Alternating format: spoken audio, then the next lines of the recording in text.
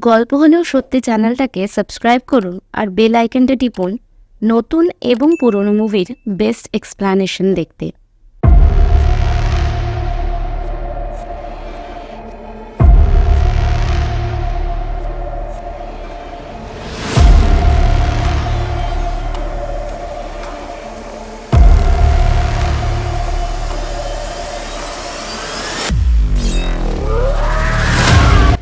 Hello everyone, আজ যে মুভির গল্প তোমাদের শোনাবো সেটা দেখার পর আমাকে ইন্ট্রোটা পুরো চেঞ্জ করতে হয়েছে। 7.8 IMDb রেটিংওয়ালা এই কোরিয়ান থ্রিলার মুভি শুরু থেকেই তোমার রক্ত গরম করে দেবে। পুরো সিনেমায় এমন অনেক সিন আছে যেটা দেখে মনে হবে তুমি সেই জায়গায় থাকলে হয়তো এতক্ষণে একটা সাংঘাতিক খুন করে ফেলতে। তোমার গা জ্বলবে এবং হাত পা শিরশির করবে প্রত্যেকটা সিনই। এই সিনেমায় গোর কন্টেন্ট আর ব্রুটালিটি প্রচুর, তাই যাদের হৃদয় দুর্বল তাদের জন্য এটা নয়। তবে এইটুকু বলতে পারি, পুরো ভিডিওটা তোমাকে দেখতেই হবে, কারণ সিনেমার লাস্ট 5 মিনিটেও টুইস্ট আছে। যাই হোক, আর বেশি কথা না বাড়িয়ে এবার শুরু করা যাক সিনেমার গল্প। সিনেমা শুরু হয় এক শীতের রাতে, যখন প্রথম বরফ পড়া শুরু হয়েছে। হাইওয়েতে একটা গাড়িতে একজন হুডেড ব্যক্তি যাচ্ছিল, যখন ও রাস্তার ধারে একটা সাদা গাড়ি দাঁড়িয়ে থাকতে দেখে। এই সাদা গাড়িটার টায়ার ফ্ল্যাট হয়ে গিয়েছিল এবং গাড়িটা চালাচ্ছিল জুয়ন, যাকে এখন থেকে আমি জু বলেই ডাকবো। ও ওর হবু বর কিমের সঙ্গে ফোনে কথা বলছিল, যেখানে আমরা জানতে পারি ও কোনো অনাথ আশ্রম থেকে ফিরছিল, যেখানে ও প্রত্যেক মাসেই একবার যায়। জু ওখানকার বাচ্চাদের খুব ভালোবাসত। টায়ার ফ্ল্যাট হয়ে যাওয়ায় ও গাড়ি টো করে নিয়ে যাবার জন্য ফোন করেছিল, কিন্তু ঠান্ডায় এই হাইওয়েতে ওদের আসতে বেশ কিছু সময় লাগবে। যাই হোক, সেই হুডেড ব্যক্তি জুকে দেখে ওকে সাহায্য করার কথা বলে। জু ওকে জানায় ওর সাহায্যের দরকার নেই, কারণ ও টো ট্রাককে ফোন করেছে আর টো ট্রাক এক্ষুনি চলে আসবে। তারপর জো কিমের কথা মতো গাড়ি লক করে ভিতরেই বসে থাকে। হুডেড ব্যক্তি তখন কোথাও না গিয়ে সামনেই ওর হলুদ ভ্যানে ঢুকে বসে থাকে। কিছুক্ষণের মধ্যে জুয়ের খুব অদ্ভুত লাগতে শুরু করে। কারণটা খুব স্বাভাবিক।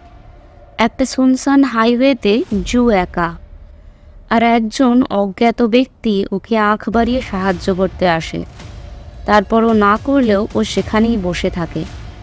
এসব ভাবতে ভাবতেই জুয়ের গাড়ির কাছে একটা হাতুড়ির বাড়ি পড়ে, আর কয়েক মিনিটের মধ্যেই ওই হুডেড লোকটা গাড়িতে ঢুকে হাতুড়ির বাড়ি মেরে মেরে জুয়ের মাথা থেতো করে দেয়। এরপর লোকটা জুকে প্লাস্টিকে মোড়া অবস্থায় একটা ফাঁকা জায়গায় নিয়ে যায়, যেখানে ওকে নগ্ন করে ওর একটা হাত চেন দিয়ে বেঁধে দিয়েছিল। জু তখনও বেঁচে থাকলেও ওর নড়ার ক্ষমতা ছিল না। তখন ও লোকটাকে অনুরোধ করে ওকে না মারতে, কারণ ও প্রেগনেন্ট ছিল। কিন্তু লোকটা বলে জুয়ের শরীর ঠিক মাখনের মতন, তাই ওর বেশি সময় লাগবে না, এবং ও জুয়ের বডি টুকরো টুকরো করে কেটে একটা বড় ট্রেতে ভরে ফেলে। এই সময় জুয়ের আঙুলের আংটিটা ড্রেনে পড়ে যায়, কিন্তু লোকটা আওয়াজ পেলেও সেটা দেখতে পায় না। যে জায়গায় জুকে কেটে ফেলা হয়েছিল সেটা দেখে বোঝা যায় এই লোকটা বহুদিন ধরেই এইভাবেই শিকার করে আসছে। পরের দিন সকালে একটা বাচ্চা ছেলে ব্রিজের নিচে একটা প্লাস্টিকে মানুষের কাটা পান পায়, এবং সেখান থেকে শুরু হয় পুলিশ সার্চ।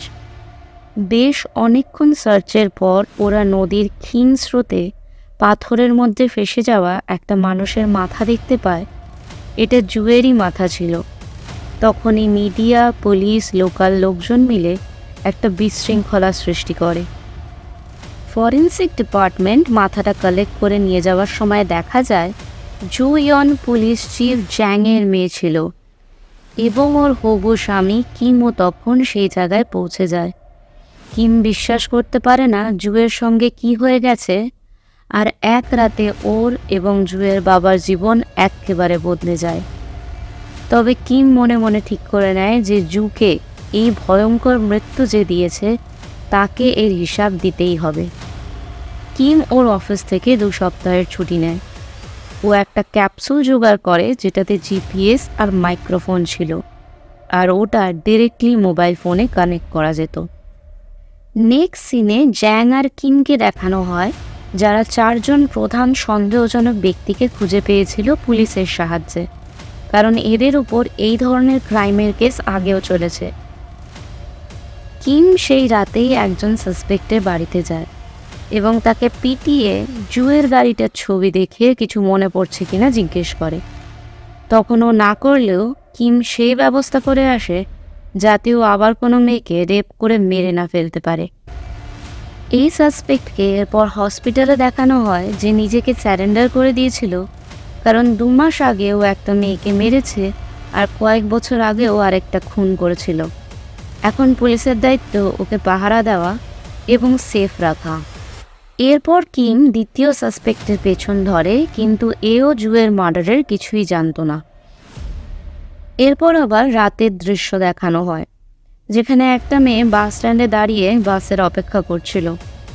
তখন সে হলুদ স্কুল ভ্যানে জুয়ের খুনি আসে এবং মেয়েটাকে লিফট অফার করে। মেয়েটা প্রথমে মানা করলেও বাস আসার কোনো চিহ্ন না দেখে ও লিফট নিয়ে নেয়, কারণ হাইওয়েতে অল্প একটু গেলেই ও ওর গন্তব্যে পৌঁছে যাবে। মেয়েটাকে ওই ব্যক্তি হাইওয়েতে নিয়ে গিয়ে একটা সুনসান জায়গায় গাড়ি দাঁড় করিয়ে দেয়, আর একটা মেটাল পাইপ বের করে হঠাৎই দুম করে ওর মাথায় প্রচণ্ড আঘাত করে, ওর মাথা ফাটিয়ে দেয়। তারপর জুয়ের মতোই ওকে সেই কসাইখানায় নিয়ে গিয়ে গুলোটিনে ওর মাথা কেটে আলাদা করে দেয়। গুলোটিন কি সেটা যদি না জানো তাহলে দেখে নাও, এটা হচ্ছে তার ছবি। অনেক আগে এই গুলোটিনে মাথা দিয়ে অপরাধীদের শাস্তি দেওয়া হতো। যে লোকটা মেয়েদের খুন করছিল তার নাম ছিল কিয়ং চুল। কিম কিয়ং চুলের পুলিশ রেকর্ড দেখে প্রথমে ওর বাড়িতে যায় একজন ইন্স্যুরেন্স অফিসার হিসেবে, এবং ওর মা বাবার সঙ্গে কথা বলে জানতে পারে কিয়ং অনেক দিন আগেই ওর বাবা মা এবং ওর ছেলে স্যাংওয়ানকে ছেড়ে চলে গিয়েছে। যদিও স্যাংওয়ান ওর বাবা কোথায় থাকে সেটা জানতো। কিম ওর সাহায্য নিয়ে কিয়ং চুলের বাড়ি পৌঁছায়। সেই মুহূর্তে কিয়ং ওখানে ছিল না, তবে ঘরের মধ্যে রাখা ড্রয়ারে বড় বড় তালা দেখে কিম সেগুলো ভেঙে ড্রয়ার খুলতেই ও মেয়েদের পার্স, অন্তর্বাস, চুড়ি, জুতো সব কিছুই দেখতে পায়। কিয়ংয়ের পুরো ঘরের দেওয়াল প্লাস্টিকে মোড়া ছিল। ওখানেই পেছন দিকে একটা দরজা খুলে যায়, আর এটাই ছিল কিয়ংয়ের কসাইখানা। কিম এখানে রক্তাক্ত ড্রেনে প্রথমেই জুয়ের আংটিটা খুঁজে পায়, আর কিয়ংই যে জুয়ের খুনি তাতে কিমের কোনো সন্দেহ থাকে না। অপরদিকে আমরা দেখি কিয়ং চুল একটা মেয়েদের স্কুলের ভ্যান ড্রাইভার, যে রোজ মেয়েদেরকে স্কুলে ছাড়ে আর বাড়ি নিয়ে যায়। পুলিশ সেদিন স্কুলে পৌঁছে কিয়ং চুলের ব্যাপারে জিজ্ঞেস করে, তখন স্কুল কর্তৃপক্ষ জানায় ও অলরেডি মেয়েদেরকে বাড়িতে ছাড়তে গিয়েছে। পুলিশ ওদেরকে বলে কিয়ং চুলকে ফোন করে ডাকতে, কিন্তু কিয়ং তখন ফোন তোলে না। আর আমরা দেখি তখনও একটা মেয়েকে ওর বাড়িতে পৌঁছানো বাকি আছে। সন্ধে নেমে আসে। কিয়ং বাচ্চা মেয়েটাকে নিয়ে একটা ক্ষেতের পাশে আসে। মেয়েটার হাত পা মুখ সব বাঁধা ছিল। কিয়ং এই বাচ্চা মেয়েটার সঙ্গে সেই সব কিছু করার চেষ্টা করে যেটা বলতে একজন মেয়ে হিসাবে আমার গলা আটকে যাচ্ছে। কিয়ং ওকে গালিগালাজ করে। ও বলে, আমার যাকে পছন্দ আমি তার সাথে যা খুশি করতে পারি, কেউ বলার কে আমি কি পছন্দ করব কি নয়। আজ আমার তোকে পছন্দ, তাই আমার তোকেই লাগবে। তখনই খুব ধিমে গলায় কিয়ং চুল বলে কেউ পেছন থেকে ডাকে। কিয়ংও সতর্ক হয়ে যায়। ও একটা কাস্তে হাতে নেয় আর গ্রিন হাউসের দিকে যায়। তখন অপর প্রান্ত থেকে কিমকে আমরা দেখতে পাই। ও সেই ক্যাপসুলটা কিয়ংয়ের গাড়িতে লাগিয়ে দিয়েছিল, যেটার সাহায্যে ও কিয়ংকে ট্র্যাক করে এখানে চলে এসেছিল। কিয়ং কিমকে প্রথমেই জিজ্ঞেস করে ও পুলিশ কিনা, কারণ কিয়ংয়ের দৃঢ় বিশ্বাস পুলিশ এত তাড়াতাড়ি ওর কাছে পৌঁছাতে পারবে না। এরপর কিয়ং আর কিমের মধ্যে মারাত্মক একটা ফাইটিং সিন চলে, যেখানে কিম খুব সহজেই কিয়ংকে ঘায়েল করে দেয়। ও ও কিয়ংয়ের মাথা পাথর দিয়ে থেতলে দিতেই যাচ্ছিল, কিন্তু কোনো কারণে সেই শুভ কাজটাও অসম্পূর্ণ রেখে কিয়ংয়ের মুখে সে ক্যাপসুলটা ঢুকিয়ে ওটা ওকে জোর করে গিলিয়ে দেয়। কিম ওর বাঁ হাতটা একটা পাথরের উপর রেখে ভেঙেও দেয়। এই সময় কিয়ং পুরোপুরি জ্ঞান হারিয়েছিল। যখন ওর জ্ঞান আসে তখন ও কিম বা ওই মেয়েটা কাউকেই দেখতে পায় না। কিয়ং ওর বুকের উপর খামে অনেকগুলো টাকা পায়, আর কিয়ংয়ের তখন প্রথম ডায়লগ ছিল, উফ, লোকটা একটা সাইকো। তবে কিম এবার কিয়ংয়ের প্রত্যেক পদক্ষেপে নজর রাখছিল, কিন্তু কিয়ংয়ের মতো রাক্ষসকে বাঁচিয়ে রেখে কিম কি আদৌ ঠিক কাজ করেছিল সেটাই এখন দেখার। কিয়ং হাইওয়েতে গিয়ে একটা ট্যাক্সি ধরে নেয়, আর এই ক্যাব ড্রাইভারের কাছে তখন একজন প্যাসেঞ্জার পেছনের সিটে বসেছিল। ক্যাব ড্রাইভার খুবই মিশুকে প্রকৃতির লোক ছিল এবং সারা রাস্তা বকবক করতে করতে আসছিল যে আজ ও খুব লাকি, তাই ফেরার সময়ও সুনসান রাস্তাতে ও দুজন প্যাসেঞ্জারকে পেয়ে গেছে।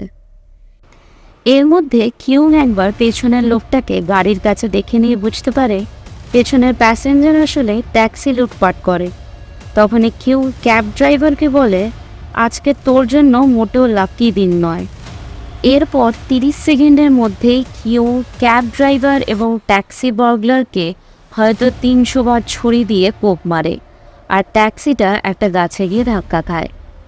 এই দুটো বডিকে নদীর ধারে ফেলে কিয়ং ড্রাইভারের ব্যাগ থেকে তার জামাকাপড় পরে ট্যাক্সি নিয়ে সেখান থেকে চলে যায়।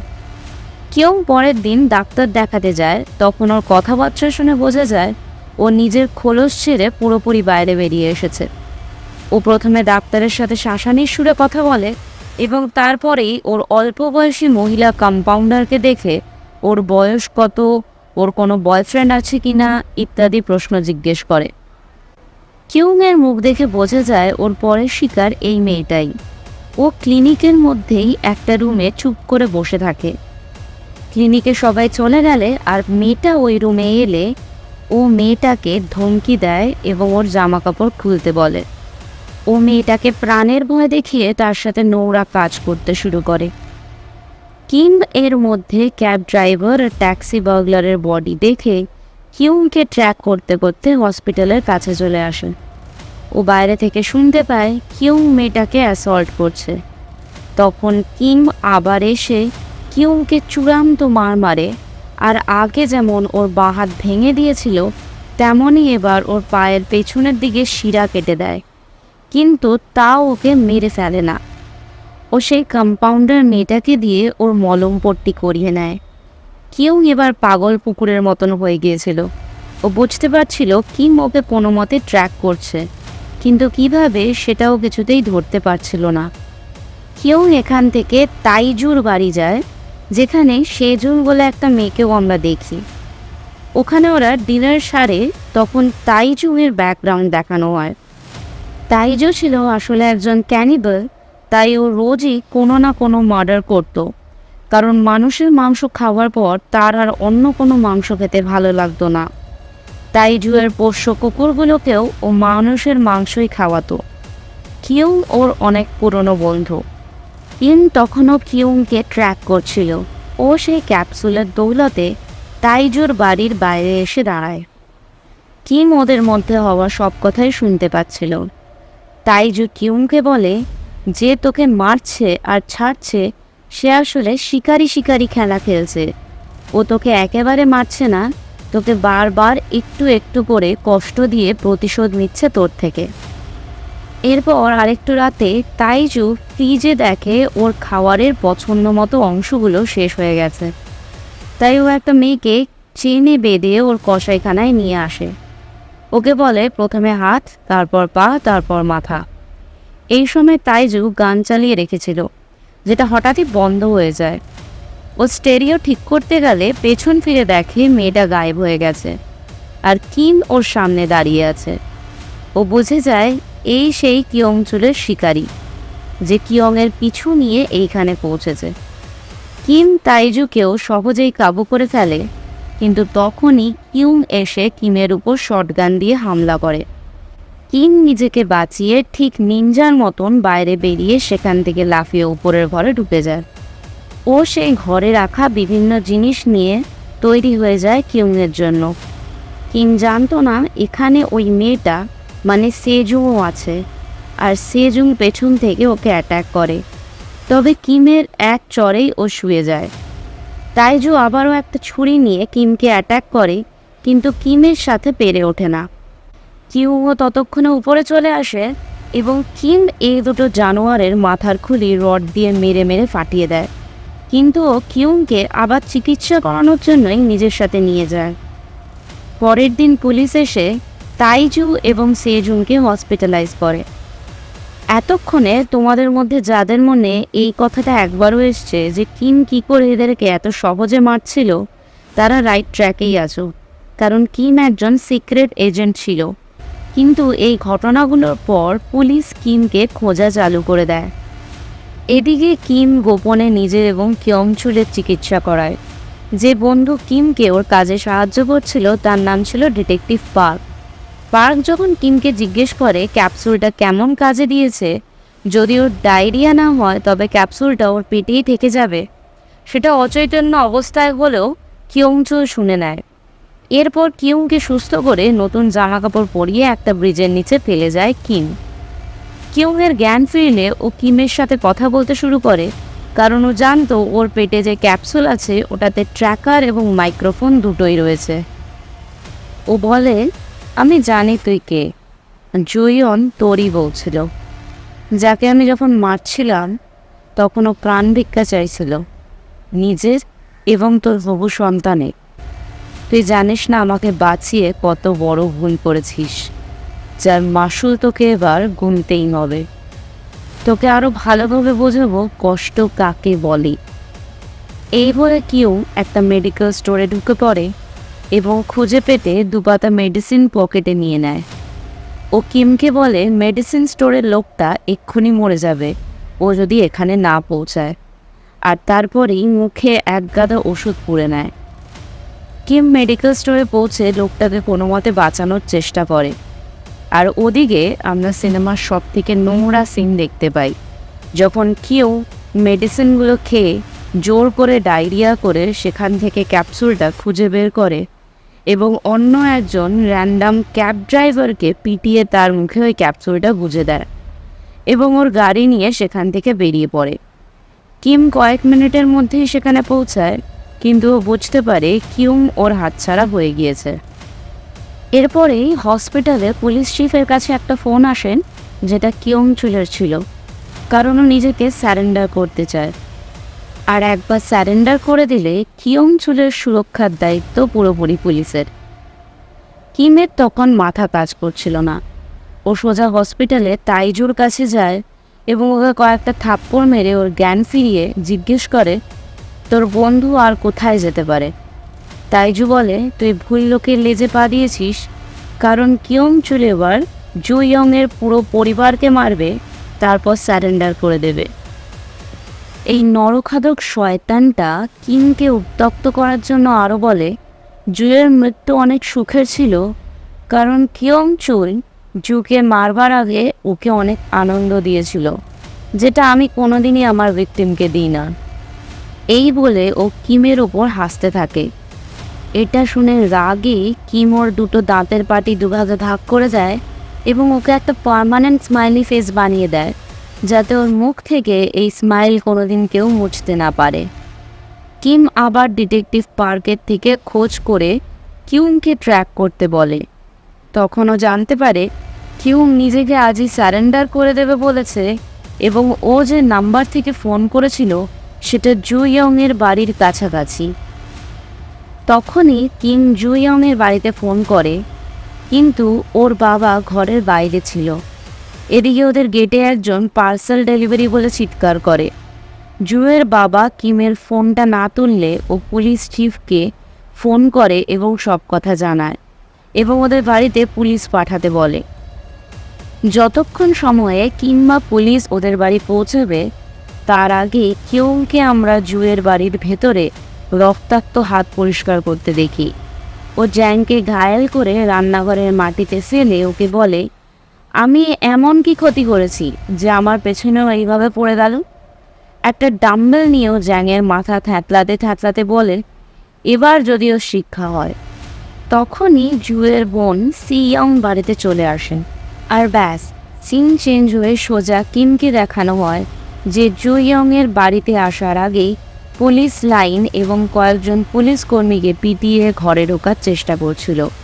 পুলিশ চিফ ও কিমকে বলে ওর ভুলের মাসুল আর জ্যাং এবং সিয়ং দিয়েছে। তখন কিম ঘরে ঢুকলে দেখানো হয় জ্যাং তখনও বেঁচে ছিল, কিন্তু সিয়ং সেখানে ছিল না।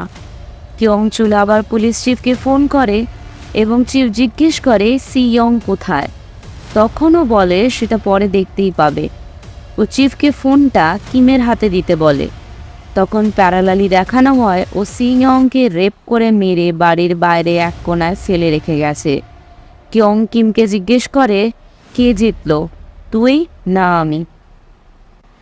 এরপরে কিয়ংচুল একটা বড় রাস্তার মোড়ে গাড়ি দাঁড় করায়, যেখানে আগে থেকে পুলিশ স্কোয়াড মজুদ ছিল। রক্তমাখা শরীর, ছড়ি এবং মুখে হাসি নিয়ে কিয়ং রাজার মতো রাস্তার মাঝে এসে দাঁড়িয়ে স্যারেন্ডার করে।